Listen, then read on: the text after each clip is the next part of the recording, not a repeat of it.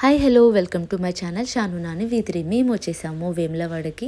మీరైతే ఈ వ్లాగ్లో చూసుకోవచ్చు. వేములవాడ మొత్తం కూడా రెనోవేషన్ అయితే జరుగుతుంది. మీలో ఎవరైనా వచ్చే ముందు మాత్రం ప్లాన్ అయితే చేసుకోండి, ఎందుకంటే ఇక్కడ రూట్స్ అన్నీ కూడా మలిపేస్తున్నారు. మేమైతే ఇక్కడ నుంచి కళ్యాణకట్టకైతే వెళ్తున్నాము. ఇక్కడ అంతా కూడా షాప్స్ అయితే ఓపెన్ చేసి ఉంచారు.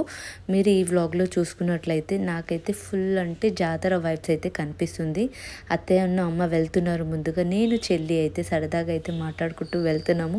మేము ఎంత సరదాగా బయట ఉంటామో అంతే గొడవ పడుతూ ఉంటాము. మాలాగే మీ ఇంట్లో కూడా ఎవరైతే బయట సరదాగా ఇంట్లో బాగా గొడవలు పడే వాళ్ళు ఉంటే కామెంట్ అయితే చేయొచ్చు. మహాశివరాత్రి శ్రావణ కార్తీక మాసాలలో అయితే భక్తుల రద్దీ ఎక్కువగా ఉంటుంది. కోరిన కోరికలు తీరడం వల్ల భక్తులు కోడెమొక్కులు ఇక్కడ చెల్లించుకుంటూ ఉంటారు. కోడెమొక్కులతో పాటు శని దోష నివారణ శని పూజలు కూడా ఇక్కడ చేస్తూ ఉంటారన్నమాట. దీనిని దక్షిణ కాశీగా హరిహర క్షేత్రంగా కూడా పిలుస్తూ ఉంటారు. ఇక్కడ ఉన్న గుండంకి ఒక స్పెషాలిటీ ఉందండి. ఆలయానికి ముందు ఉన్న ఒక పవిత్రమైన కొలను ఉంటుంది. ఇందులో స్నానం చేయడం వల్ల వ్యాధులు నయమవుతాయని భక్తుల యొక్క నమ్మకం. మొత్తానికైతే మేము కళ్యాణకట్టకైతే వచ్చేసాము. బావ టికెట్ అయితే తీసేసుకొని పాపను ఒళ్ళో అయితే కూర్చోబెట్టుకున్నాడు. ఇప్పుడైతే గుండు చేయించుకుంటుంది అని అనుకుంటున్నాము. ప్రస్తుతానికి కూర్చుంది, ఏం చేస్తుందో ఏమో. ఇక్కడ చూస్తుంటే మాత్రం గుండె అయితే చేయించుకునేలాగే ఉంది. అబ్బా, స్టార్ట్ చేసిందండి. ఇంకా పాపకి ఒక కట్ అయితే పడింది. ఇంకా ఫుల్ ఇక్కడ మీరు చూసుకుంటే భయంతో అయితే వామిటింగ్ అయితే చేసేసుకుంది. అమ్మ రచ్చ అయితే అయిపోయిందండి.